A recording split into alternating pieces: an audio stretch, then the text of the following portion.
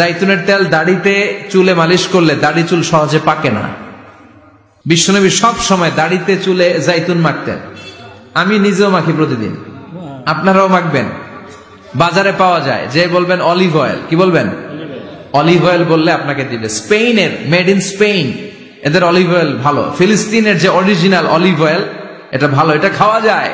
তাম্বুতু বিদ্দুহুনি ওয়া সিবগিল আখিলিন, এটার অনেক কাজ, খাওয়াও যায়, মালিশও করা যায়, জাইতুনের ডাল ভেঙে মেসওয়াকও করা যায়।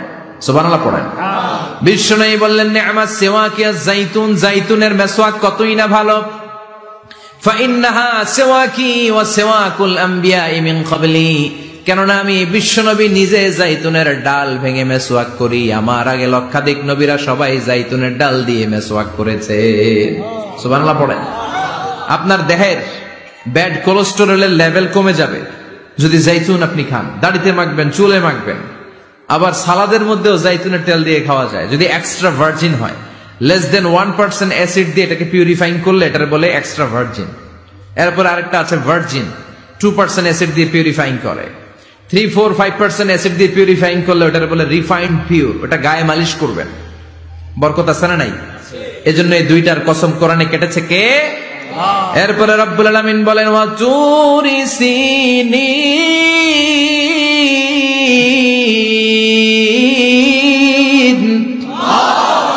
আমি তিন আর জাইতুনের কসম যেমনি কোরআনের মধ্যে করলাম, সাথে সাথে তুর পাহাড়ের কসম কাটলাম। সুবহানাল্লাহ পড়েন। সাউথ সাইনা, দক্ষিণ সিনাইয়ে এই তুর পাহাড়ের অবস্থান।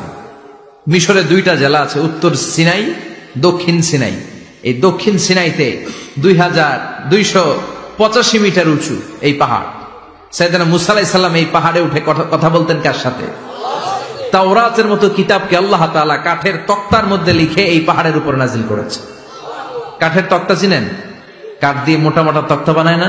আল্লাহ নিজ হাতে তাওরাত লিখে এই কাঠের তক্তাগুলো সাইয়েদনা মুসা আলাইহিস সালামকে দিলেন, বললেন যাও, এটার মধ্যে হেদায়েত আছে, নূর আছে, বুরহান আছে, নিয়ে যাও, বনি ইসরায়েলের কাছে দাওয়াতের বাণী পৌঁছে দাও, তুমি বার্তাবাহ, যাও।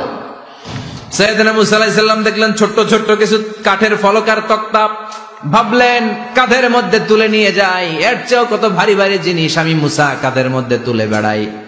কিন্তু সাইয়েদনা মুসা আলাইহিস সালাম তক্তার মধ্যে হাত দিয়ে দেখে কাঁধে উঠাবে তো দূরের কথা, নাড়াতেই পারে না। সুবহানাল্লাহ পড়েন। কাঁধে উঠাবে তো দূরের কথা, কি করতে পারে না? নাড়াতেই পারে না। মুসা আলাইহিস সালাম ভাবলেন এদিক দিয়ে মনে হয় শক্ত, ওদিকে মনে হয় নরম, ওদিক দিয়ে ধরি, ওদিকে টান দেয়, ওদিকেও নড়ে না, মাঝখানে ধরে টান দেয়, নড়ে না। ঘটনা কি? এর চেয়ে কত বড় তক্তা কাঁধে লয়ে ঘুরি, আর এগুলো নড়ে না কেন? আল্লাহ জিব্রাইলরে বলেন না একটু হেল্প করতে? আল্লাহ বললেন যাও, তোমারে হেল্প করতে কইছে। মুসা আলাইহিস সালাম বললেন ভাই জিব্রাইল তুমি এদিক দিয়ে ধরো, আমি ওদিক দিয়ে ধরি। আমরা এরকম ধরে বলি না মারো টান হেইয়ো, এই দুজনে হেইয়ো হেইয়ো শুরু করছে, কিন্তু তক্তা নড়ে না।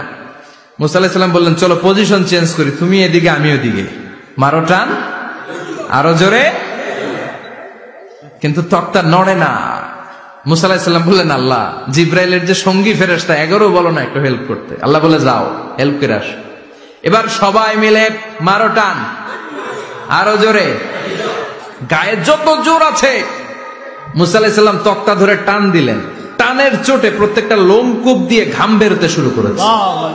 এক একটা টানে কোমরের রক ছিঁড়ে যাওয়ার অবস্থা, কিন্তু তক্তা নড়ে। আল্লাহ ডেকে বললেন মুসা রক ছিঁড়ার দরকার নাই, আর ঘেমে অস্থির আর ঘর্মাক্ত হওয়ার দরকার নাই। আসলে তক্তার এত ওজন না, কিন্তু তক্তার মধ্যে যে বাণীগুলো আছে বাণীগুলো কার? এটা আমার বাণী রে মুসা, এগুলো আমার কথা, এগুলো আমার দেওয়া কিতাব, এগুলো সাধারণ দুনিয়ার বাণী নয়, সাধারণ কথা নয়। এই জিনিসটা বোঝাবার জন্য তক্তার ওজন আমি বাড়িয়ে দিয়েছি।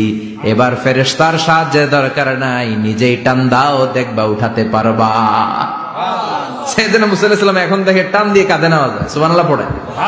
এই যে তুর পাহাড় তিনি মুসা আলাইহিস সালামকে দিয়েছিলেন, যেই পাহাড়ের উপরে, পাহাড়টার নাম তাওরাত কিতাব যে তিনি দিয়েছিলেন, যে পাহাড়ের উপরে, ওই পাহাড়টার নাম কি? তুর পাহাড়।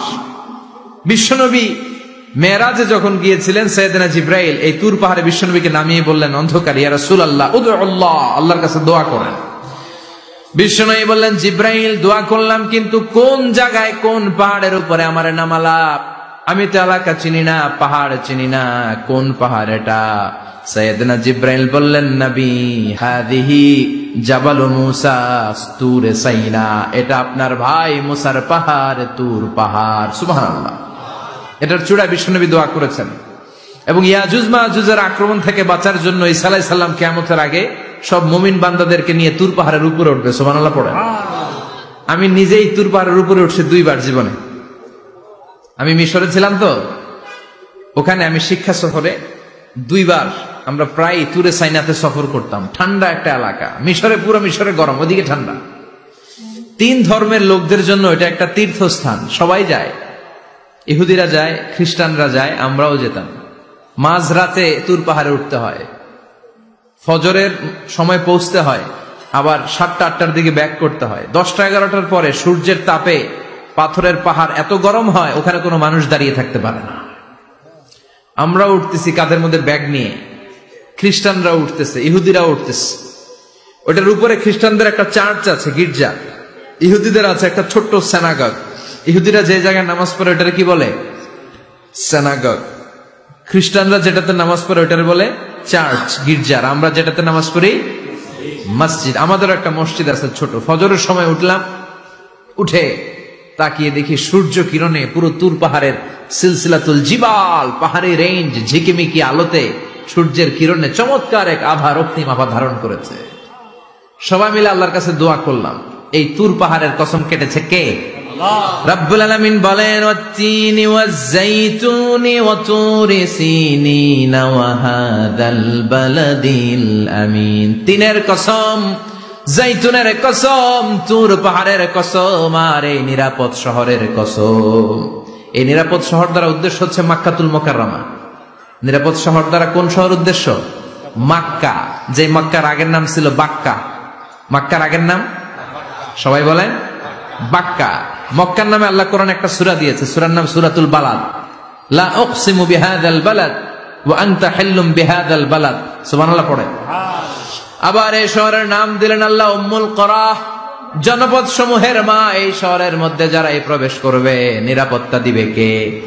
আবার এই শহরের মাঝখানে আল্লাহ এমন একটা ঘর তৈরি করেছে, গোটা বিশ্বের সব মুসলমান ওই ঘরের দিকে মাথা নুইয়ে সিজদায় লুটিয়ে পড়ে। সুবহানাল্লাহ পড়েন। ইন্না আউওয়ালা বাইতি উদিআ লিন-নাস লাল্লাযী বিবাক্কাতা মুবারাক। এই কাবা ঘরকে কেন্দ্র করে প্রতিদিন 120টা রহমত নাজিল হয়। চিল্লায় বলেন তো কয়টা? 60 লিত-তাইফিন, 60টা রহমত যারা তাওয়াফ করে তাদের জন্য। 40 লিল-মুসাল্লিন, 40টা রহমত যারা নামাজ পড়ে তাদের জন্য। 60 আর 40 কত? বাকি আছে কয়টা? ওয়াল 20 লিন-নাযিরিনা ইলাল কাবা, বাকি 20টা রহমত যারা তাওয়াফও করে না, নামাজও পড়ে না, শুধু কাবার দিকে তাকিয়ে থাকে। সুবহানাল্লাহ পড়েন।